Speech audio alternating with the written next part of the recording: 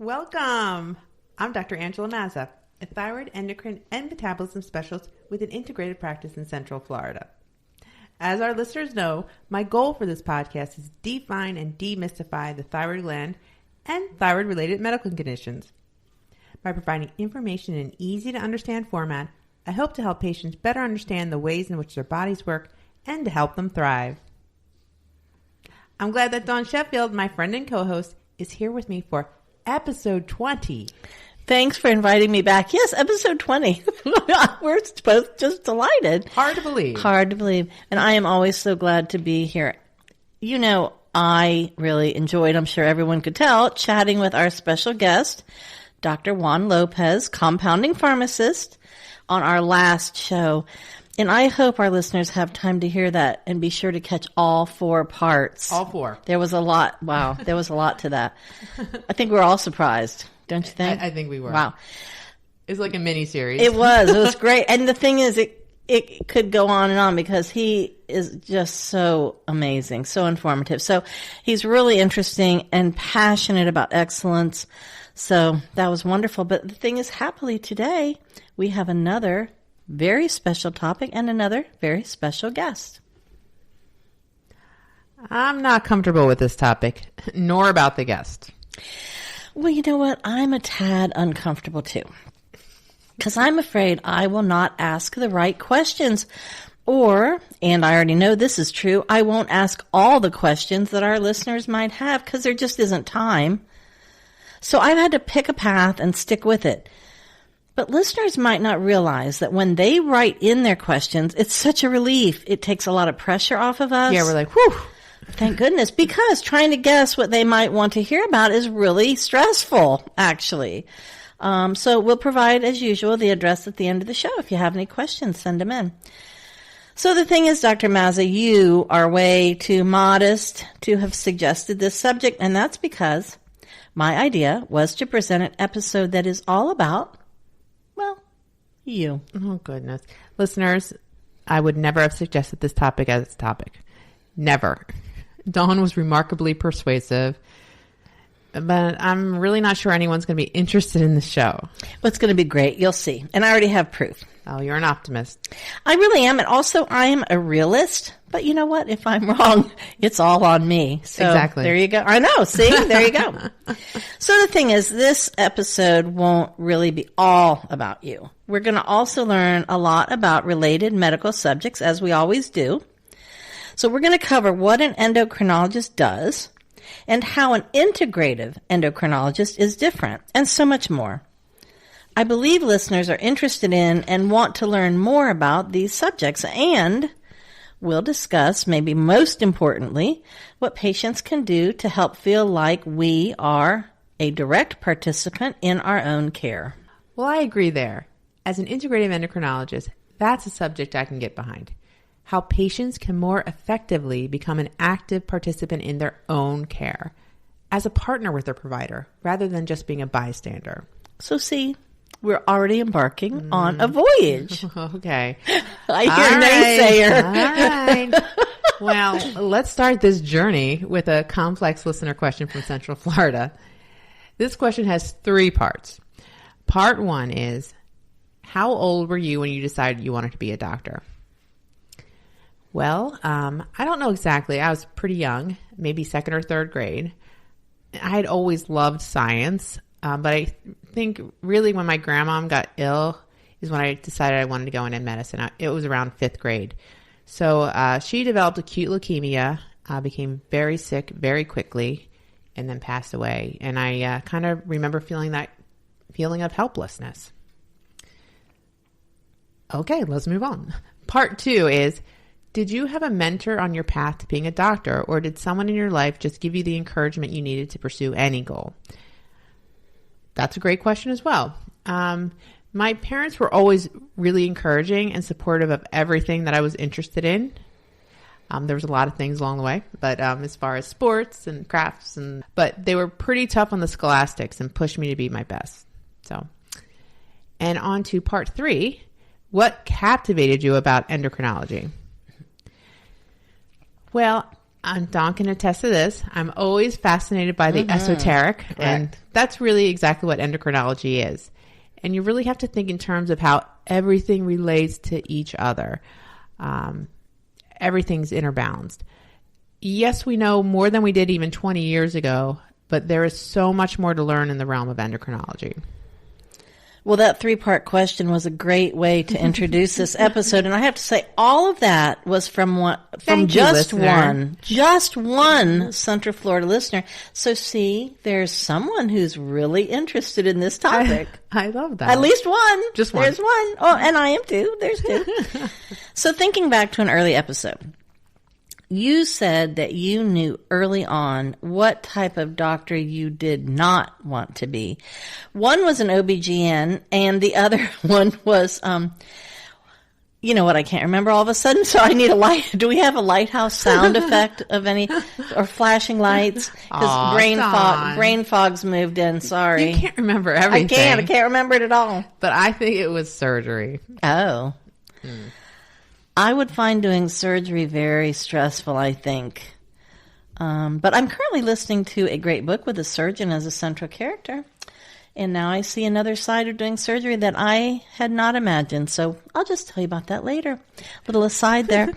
So how did you know endocrinology was calling you? Was it the thought of being on call 24/7, like I imagine an OBGYN might be? Did that ruin that field for you? Or was it maybe the urgent life and death emergencies in other fields like cardiology maybe, or emergency room specialist, for example? Well, you know, in the field of endocrinology, there's usually something you can do to help someone for the most part in any involved condition. You know, for example, in the case of the thyroid issues, we talk about all the tools in our toolbox all the time. Plus, I get to work alongside with and guide my patients to help them towards their health goals. Knowing you, I know that you are being genuine in that answer. I know as your patient that is true. I've seen it in action. So will you describe in simple terms what an endocrinologist does exactly? And as we've said before, endocrinologist can be a bewildering, even intimidating term. Yeah, like some people can't even say it, so it's kind of one of those. I almost was one of them right then, actually. Well, basically, an endocrinologist handles all things hormones. So just to review a little bit, hormones are peptides that send different signals to different parts of our body. They're essentially chemical messengers that coordinate different functions in our body. So the field of endocrinology involves everything like thyroid issues, but also adrenal issues, female and male hormones, growth hormone, insulin resistance, and diabetes, as well as pituitary and hypothalamus issues. So an endocrinologist may subspecialize in, for example, diabetes, but is likely trained in all areas of endocrinology. Well, my embarrassing confession for this episode, and you know I always like to have one, is that before meeting you, I never thought of all the different hormones. I never imagined them as chemical messengers, busily coordinating myriad bodily functions. Nor did I really consider any of them other than those that many of us most often hear about, and that's estrogen and testosterone. I may have been vaguely aware of those other hormones, but they were not top of mind. So I've learned a lot over time. Oh, Thank I'm you. glad. Thank you. I don't know, no awareness at all.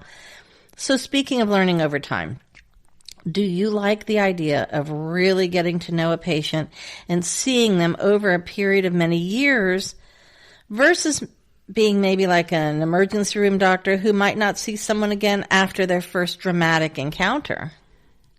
I find it rewarding to have that consistency over time, kind of getting to know a person, not just a one-time deal, but endocrinology is not usually a quick fix. So balancing hormones requires addressing one aspect and then moving over to another aspect that needs balancing. It's finding that hormone harmony. Did you happen to consider rheumatology at all? It seems to me like that might be a bit similar to endocrinology, or I don't know, I might have that the wrong way around. Well, rheumatology does have some common characteristics. Rheumatology is a specialty of medicine that deals with like really painful, typically inflammatory, infectious conditions of the joints. But inflammation is at the core of both fields. So autoimmunity, like with Hashimoto thyroiditis, we talk about all the time, is critical to address in the rheumatology scope, like in rheumatoid and psoriatic arthritis, for example. Again, rheumatology is also not usually a quick fix field. I think I would like the quick fix field. I would like people to come and have just a headache and yeah, there you go. Off you go. I don't know, maybe not. But so was being a doctor your first and only career choice, or did you consider other careers first? Well, I went to Catholic school for 12 years. So I always joke that in the first grade, I wanted to become a nun because I had a nun as a teacher. Her name was Sister Mary Hilarion. Aww. I still can see her. Well, that dream didn't last long, but she obviously made a big impression on me. All kidding aside, if I had not become a doctor, I probably would have gone into grad school, got my PhD, and stayed in some sort of research. Now, would you still have done research in endocrinology, though? Maybe. It probably would have been in something in the realm of translational research. So translational research is the bridge between what they find on the bench, or we call that bench research. That's like the lab. That's translatable into the clinical research. I'm so glad you explained that a little bit because honestly, I almost was thinking I'm not going to decipher. I'm not going to be able to decipher what she said. Don't translate. Yes, that was a lot. So yeah, I'm just going to move on. But I would love actually in a future episode, that would be interesting. Yeah, there's a lot going on in the field of translational medicine. I would like to learn about that. So since you did become a doctor and not a researcher, what do you love about the doctor life? Well, I really love being able to help people.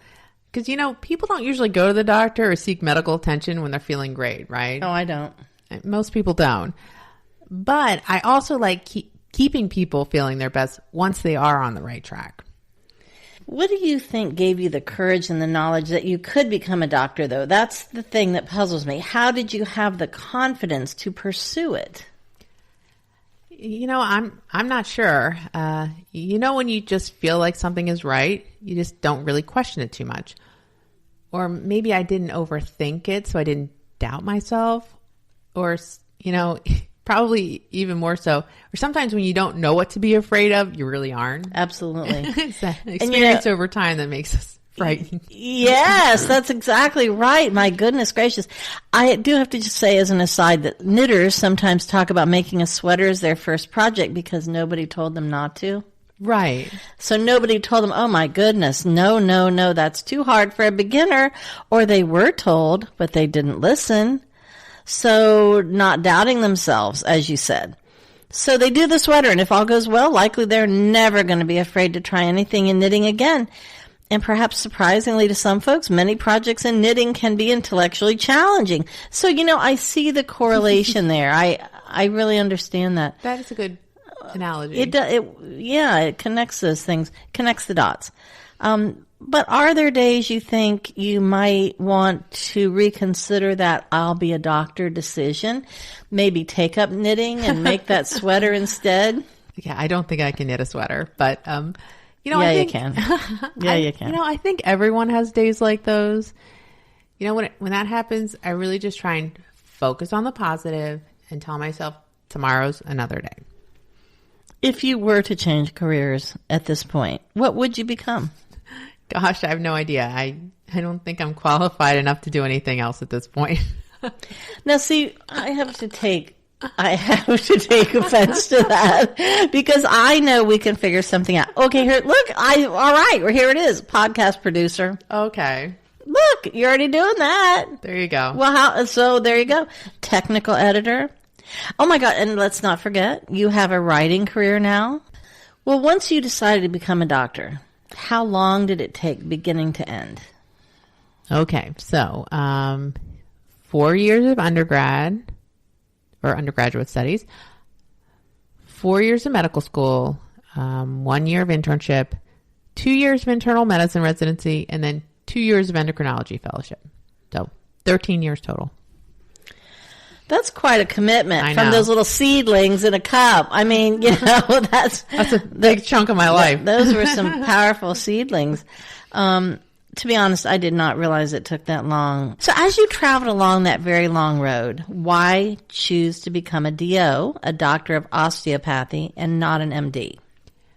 Well, I made that decision because I pretty much always had a DO as a family doc. So when I was applying for med school, I mainly applied to DO schools. Osteopathic physicians really have more of a whole body approach. That always appealed to me.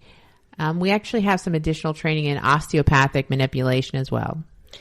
You know, as one of your patients, I remember that on my first appointment with you, you not making any judgments or being critical, you asked me various lifestyle questions, like my sleep habits, for one. I was really surprised. So surprised, I think, that I was stumbling around. I don't know. I just almost couldn't even answer questions about myself. So I was just really surprised. And that was interesting, too, because, as we discussed in a previous episode, you would sometimes circle back to previous questions on later visits. And actually, that was good because it gave me time to consider those issues more thoroughly. You seemed to see me in my entirety. Well, I really feel like we have to look at the whole person to get an idea of what's going on.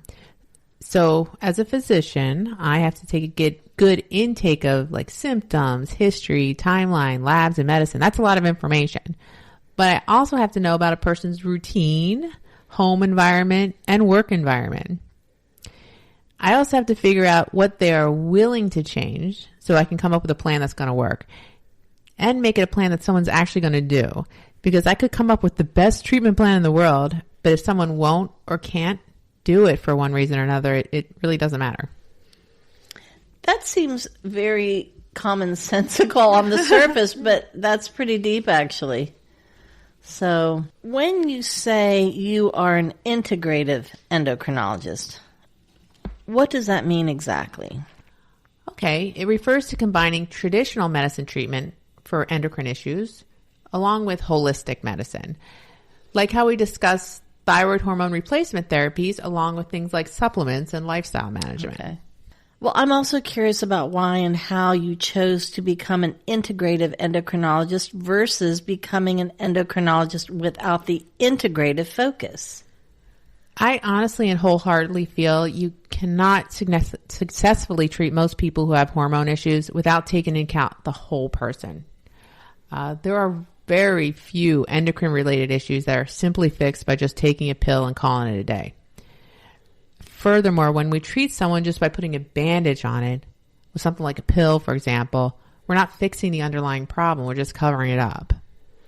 Is there resistance to this integrative aspect in some medical circles? Oh, definitely. Because we're going against the traditional mindset.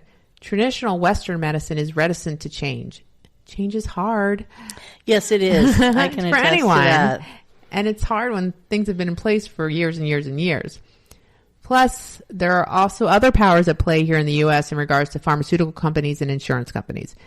That's a whole nother topic and tangent I won't blab on about at this present time. Well, that's okay because you know what? I think we have enough material for at least 3 more episodes all about you. No. Well, we might have the material, but not the option of doing them, it sounds like. Another thing about you is that you have a private, independent office. You own it. Was following that path to independence a difficult decision to make? Okay, well, I had the experience working for a hospital-based practice. Then I had the experience of working at an academic practice. I found that in both environments, there were many similarities. And this is just my experience. First, they were both driven by insurance models. There just wasn't enough time to thoroughly evaluate and treat a patient to the extent that I believe was best for the patient. Second, I really had no autonomy or no freedom to make decisions. I couldn't make any big decisions that dictated my patient's care nor my career. Wow. Yeah. So to answer your question, it really wasn't a difficult decision to make to start my own practice. With the help from family, friends, patients, staff, we, meaning my husband, Jeff, AKA our office manager, and I, we made it a success. In fact, we just celebrated our 8-year anniversary of the practice. Congratulations. Thank you. Good for you. It's hard to believe. It flew by. I'm sure it did. But I think that speaks volumes to what a lot of people with endocrine issues are looking for. Many of our patients have seen other providers and have not done well with traditional medicine. They're seeking integrative medicine for their best health. I'm just wondering now, in this moment, you must not have had this practice for very long when I first became your patient. Right, yeah. I didn't realize that. Oh, yeah. Okay, that's interesting. So I imagine that having a private practice would not be right for every doctor for a vast number of reasons. Like we say with patients, everyone is different. Practitioners' needs vary too. But I assume there are some satisfying aspects of having a private practice. Oh, definitely. Aside from the fact that I feel we're serving our patients to the best of our ability as a practice, and they're doing well, I have autonomy. I didn't have that before. But here's an example. So at our office, we started to do radio frequency ablation, also known as RFA, for thyroid nodules, to help people avoid unnecessary thyroid surgery. So I reviewed all the research. I saw that RFA worked and was saving thyroids all across the world. So Jeff and I discussed it. We planned out how we could work it in and how to schedule it into the practice. Yes, it was an investment for the equipment and training, but we made this decision. I didn't have to put it on paper for administration to decide if it was financially beneficial for the entire practice / hospital. I didn't have to put together presentations to any board to justify it. We made the decision because patients in Florida and across the country needed to have RFA as an option. Also, I have the freedom to take opportunities from societies like A4M to present at international conferences. I can teach practitioners who want to learn more about treatment for endocrine issues like thyroid. Additionally, I also have the freedom to do this podcast to help people who don't have access to me or someone like me and who are pursuing their best health. And I have the time to devote to my book and to the online masterclass. No way would I be able to do that in a hospital-based or academic practice because of lots of restrictions. Plus, it's kind of nice to be able to dictate my own schedule, like for attending conferences, my own appointments, or dare say vacation. Yes, I get that. Understood. When you mentioned going to medical conferences like A4M, for example, going to conferences lets you both learn about new developments in the field and perhaps, I'm assuming, teaching other medical practitioners? Exactly, right. I can make important contacts, ask questions, and let others know what sort of work I'm doing. Patients benefit the more knowledge is shared. I believe in that. Absolutely. I wonder if people approach you. I think this is sort of a personal fear of mine. So I wonder if I were a doctor, I wonder if people approach you at like the park or at a party or in a public restroom and ask you, hey, excuse me, I have a lump in my thyroid. Or can you just check this, please? Has anyone ever approached you at inappropriate times or places to discuss their medical problems? It happens. It happens very, very rarely. But if it happens, it's usually someone who has actually just met me. Wow. And someone has introduced me as a doctor, an endocrinologist, and like, ooh. Then the I have person this lingering lump. Yeah. Then this person I just met says, hey, can I ask you a medical question? Oh my gosh. You don't mind, do you? I'm like, oh, I guess not. Wow. But, if one of my patients sees me at, like, for example, the grocery store, they are always, like, super respectful and just say, hi, how you doing? That's astonishing. It's interesting. It's the person who doesn't even know. Maybe Exactly. that gives them some sort of freedom. This is a funny conversation because before we started this episode, we actually had a conversation in which I said, even though we're friends, I generally refuse to discuss my own medical issues with you. Yes, she's very... I will not do it. In an emergency, yes, I would. I would.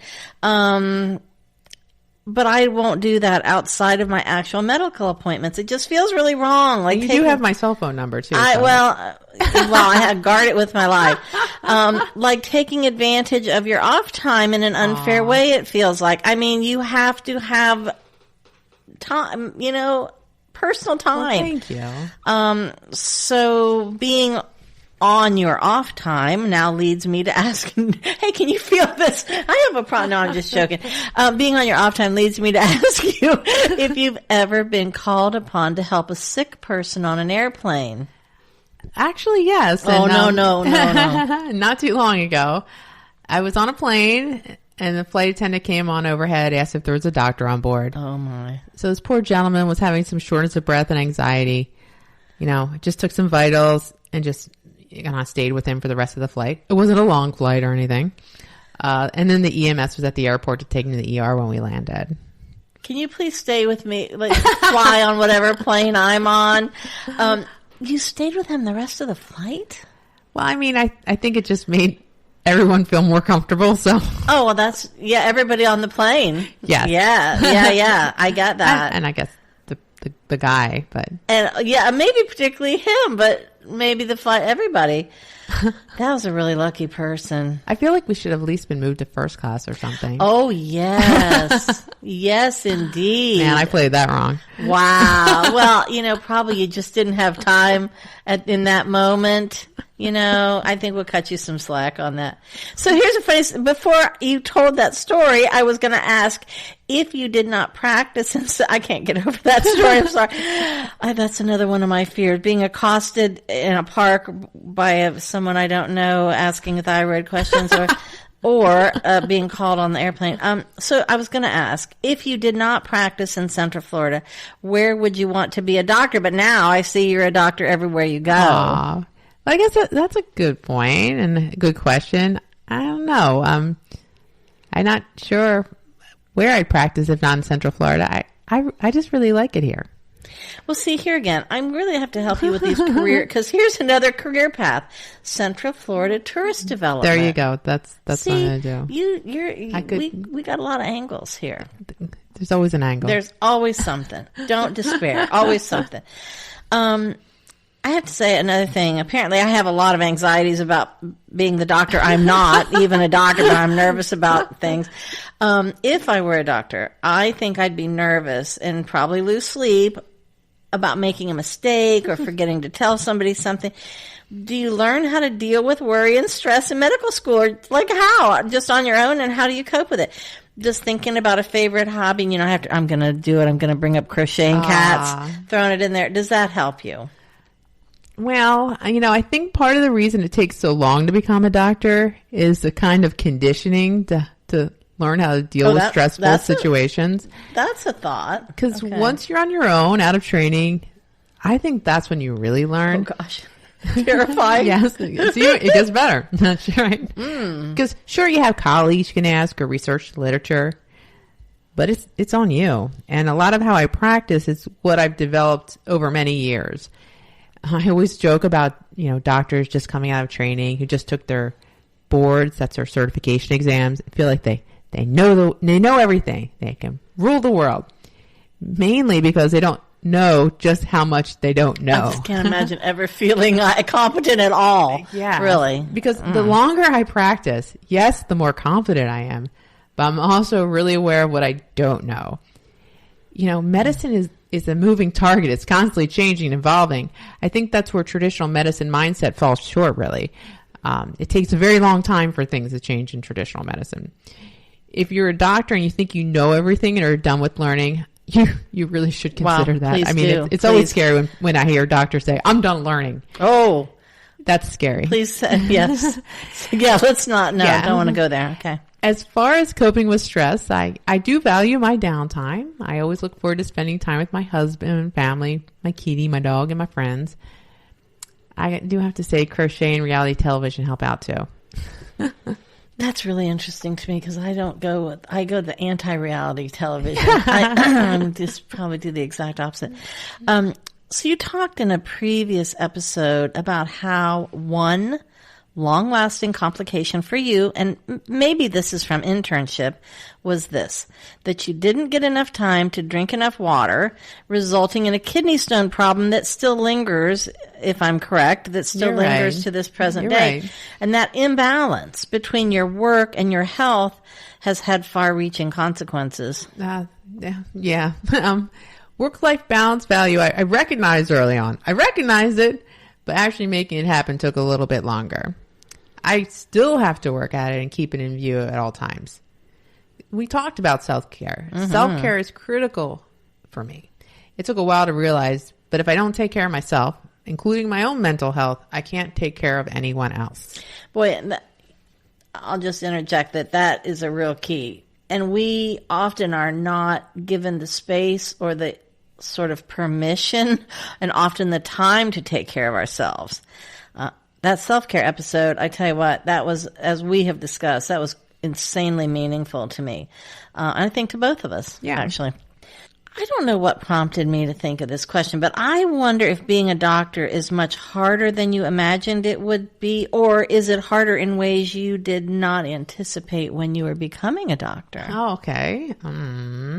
That's a really difficult question for a number of reasons. I thought that would be an easy one. No. Wow, it's not. I really did. I thought that would be easy. I'm sorry. Well, I was only 22 years old when I started med school, so that's a while back. So my frame of reference is really different now. Yeah, I get so that. Things that I considered hard back then are not really so much of an issue now. And things I didn't even know existed back then can sometimes be challenges now. Okay. You know, I got to say, plus the world we live in now is a lot different than it was around the year 2000. It's a different world. Totally Completely different.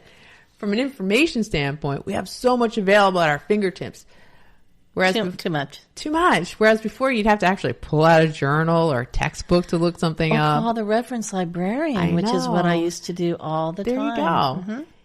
And there's just so much information now in regards to data and research. Answer your question. And I feel like I'm saying this a lot. I'm just not sure. No, but you know what that answer says to me? Okay, I love the I'm not sure answer because that says I'm not going to just make up something to just plug in. Oh, well, thank you. That means you gave that some thought. And sometimes there are no good answers. Sometimes things are very complicated. Right. Like being a doctor is what I'm thinking. No, I love the I'm not sure. I know someone's given something thought when they give me that answer. Interesting. I wonder if you'd give our listeners a snapshot, and I know this is so ridiculous, like a pinky fingernail of the whole day, but I wonder if you'd give our listeners a snapshot of your doctor's life. For example, in addition to the hours I know you put in at the office, just seeing patients and processing their paperwork, there's a whole lot more than that. What other medical-related activities take your time? Well, gosh, a lot. I'd say doing research, reading current medical journals, going to medical meetings, preparing papers and presenting them at conferences, and training or advising other doctors, too, from time to time. Also, doing this educational podcast and doing other interviews for educational purposes. You know, also renewing prescriptions and consulting with other doctors, answering patients' calls, handling any emergencies. So it's a full day. So I wonder how much time you must spend just reading each day to keep up with medical literature and advances in science, of course.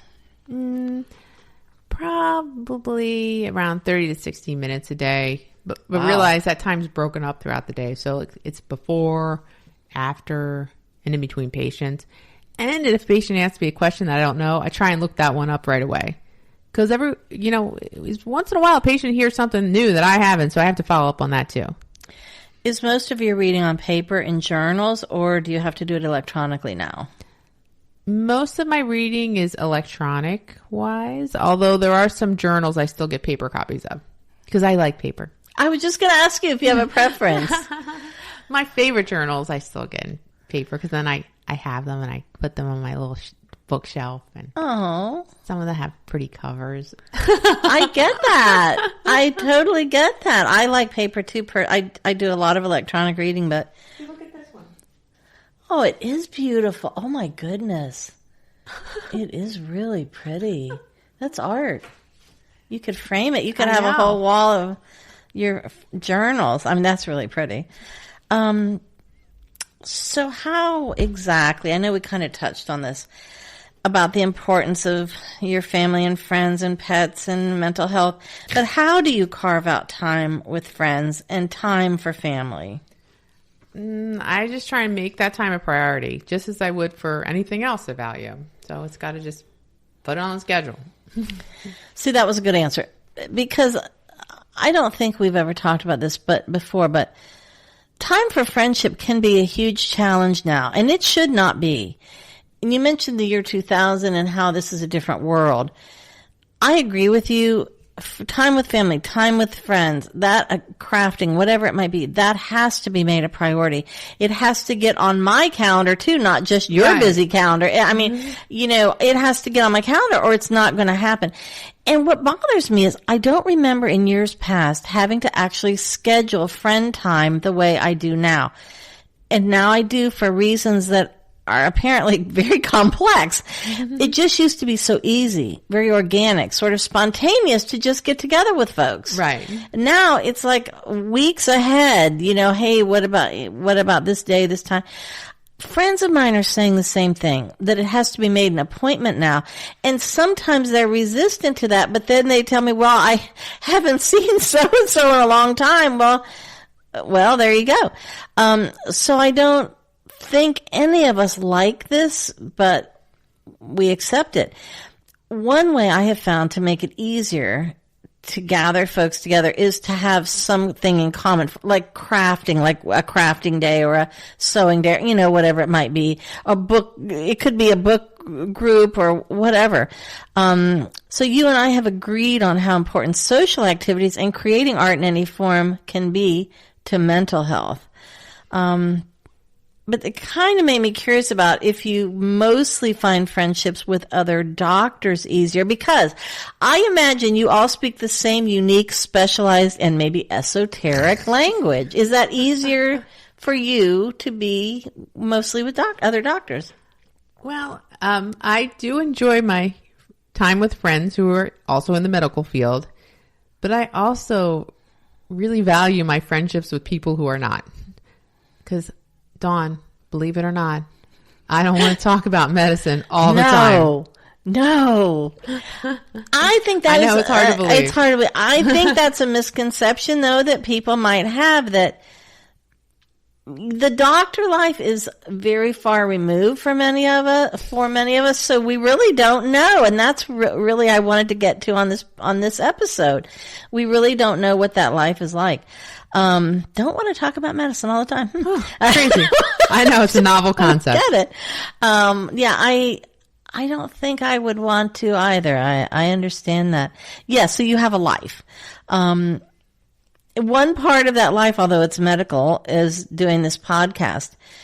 This podcast is a tremendous effort on your part, because you do the editing and the posting online. It's a lot of work on your part. I kind of just show up, I think.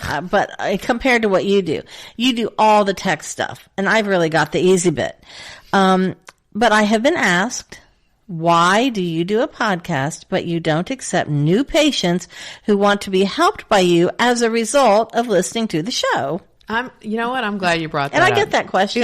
I get it. I think people have asked me that as well. Oh. I know. I did not know. Really? Really? I did not know that. I'm like, what's the point? I'm like, oh, wow. Okay. Well, it is true that right now I'm what's only. The point? What's oh the my point? gosh. Yeah. It's true. I'm only accepting new patients for thyroid nodule biopsies and radiofrequency ablations and ablations. So patients for for those things. So, okay. But it's really not for selfish reasons. No. It's to ensure that I can continue to take care of the patients that I have properly and give them the time that they need. I wanted to do the podcast because it's a way of helping people, hoping to help them help themselves work with their own healthcare provider, so they have access to more information. And I'm only human. I'm only one person. I mean, logically, I can only see a certain number of patients in a day. There's got to be time to sleep, eat. Maybe this might be a rough segue, or maybe not. What's the hardest thing you feel patients have to do? So, for example, could it be lose weight or recover from thyroid surgery, or maybe just honestly assess the role that we should play in our own care? Because personally, that last one can be very hard for me and never ending, seemingly never ending. New things come up and I learn I may have to change yet again, or think about things differently again, or evaluate new aspects I'd not considered. And now, I just roll with it because now I'm just used to it. But in the beginning, that was very, very hard. Well, I think everybody's challenge or challenges are different. So it's difficult to say, one thing. Yeah, that's true. One person's challenge may be just that they need help. Recovering from surgery might be considered easy compared to making it like a life change. Yes, yes, for me it would be. Yeah. Well, and recovering from surgery has an end date often. True, it's finite. You have a yeah. thing to look at on the calendar. We talked at the outset about how committed you are to your patients. What steps would you like to see patients take to become more active participants in their own health care? All right, great question. They can start by, one, just being really interested in their own healthcare. So that's kind of the first step. Two, make a list of your concerns or goals for health, both now and years down the road. And then three, have a dialogue with your doctor. So get options and work on a plan. From there, the plan may change with time, but you got to start somewhere. And you mentioned being really interested in their own healthcare.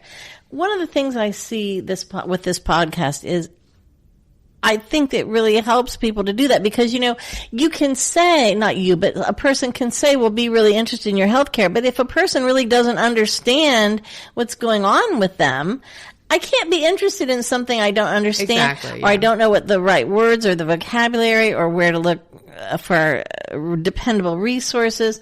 That's very difficult. So I just feel when you said, what's the point of the podcast? Right. Well, there's a point right there. That's the point. Yeah.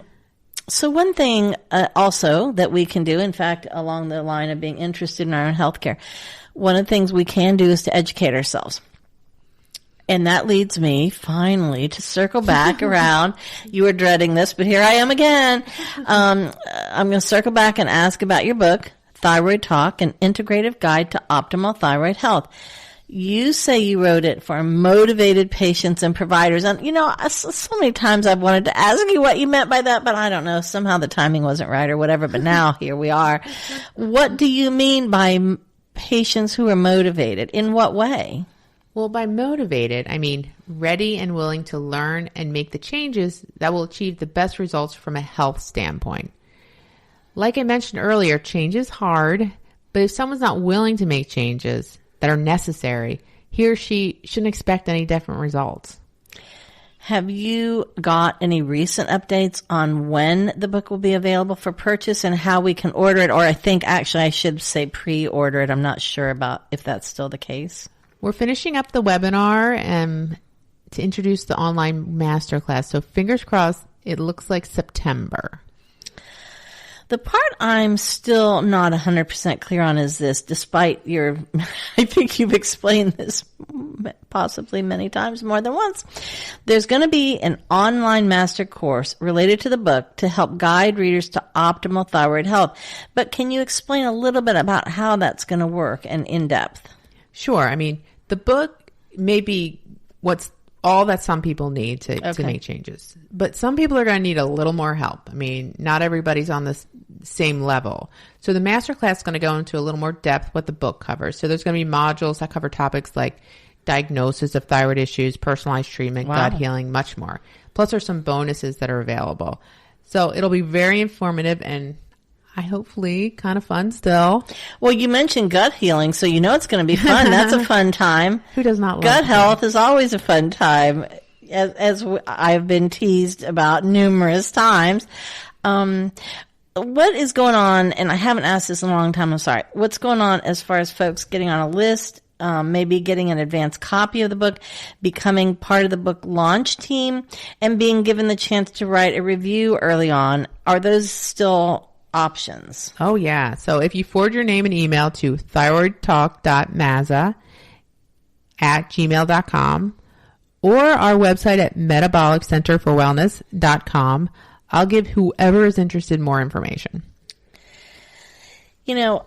Just for listeners to understand, I have seen a very early iteration of the book, and I saw it more than once. I used it heavily. I was really proud of the effort the effort that took, and I cannot wait to see the final version. I depended heavily on the draft for many episodes of this show. It really helped me be able to speak somewhat coherently. Oh, thanks, Dawn. I appreciate you bringing it up. So, listeners, thank you for sharing your time with us. I hope this discussion was helpful. I mean, you probably learned a little bit more about me, but let us know. In our next episode, number 21, Lucky 21. Oh, yeah. Our subject's going to be, this is what people have been asking me a lot. Subject's going to be trouble losing weight. Could it be your thyroid or something else? I'm blaming thyroid. I'm just throwing thyroid under the bus. Oh, no. Okay. Oh, no. That wasn't the right answer. All right. Never mind. We're going to talk about it. Okay. I wanted to do this podcast to provide life-saving education and to encourage folks to see a doctor in time to prevent or minimize damage. That's deeply fulfilling. I enjoy helping folks understand how all aspects of their lives are tied to both thyroid and overall health. As always, my goal is to help us live more fulfilling lives by taking control of our health and thus feel our best. In fact, this is why I went into endocrinology. It's a medical art that combines science with the study of our lives and all that they encompass. And as always, we hope our listeners will continue listening to Thyroid Talk with Dr. Angela Mazza. We have many more interesting episodes planned. We'll build on today's foundation and cover many topics we hope you'll find meaningful. Now, to recap just some of what we covered in today's episode, and not necessarily in this order: why Dr. Mazza became a doctor, why endocrinology, and what an endocrinologist does, integrative and functional, DO versus MD, why, how long it can take to become a doctor, shocking, quick snapshot of a doctor's day, time spent and responsibilities, finding the elusive work-life balance, coping with stress, and how patients can become active participants in their own health. Best of all, we learned that we can impact our thyroid health. As Dr. Mazza mentioned, in our next episode, yes, Lucky 21, we'll discuss trouble losing weight. Could it be your thyroid or something else? And please, I don't know why I said it. So dramatic. It sounded like a so mystery scary. theater. It is a mystery theater. Yeah, as far as I'm concerned, it is mystery theater. So there you go. That explains everything. Please. Oh, you made me lose it now. Please watch for pre-order availability for Dr. Mazza's book, Thyroid Talk, an integrative guide to optimal thyroid health. I think I mentioned it 3 times now. Yes. I'm really happy about that. Plus, as mentioned, there will be an online master course related to the book to help guide you to your optimal thyroid health. So the online course will help you walk the talk to energize your life.